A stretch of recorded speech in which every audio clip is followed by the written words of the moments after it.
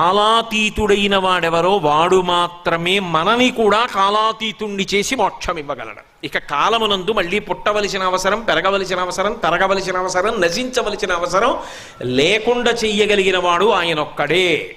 అందుకే కాలమునకు సంకేతమైన కాలుణ్ణి చంపిన, పుట్టుకకు కారణమైన కాముణ్ణి చంపిన ఆయన వల్ల సాధ్యం తప్ప అన్యుల వలన సాధ్యము కాదు.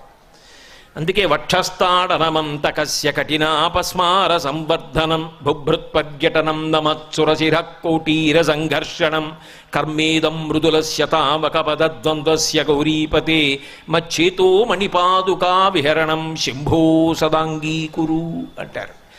అందరినీ చంపేసే యమధర్మరాజు గారి వక్షస్థలం మీద చంపి తన్నేసినవాడు శివుడు.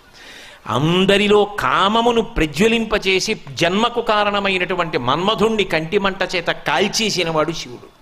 అందుకే జన్మకి కారణం, మరణానికి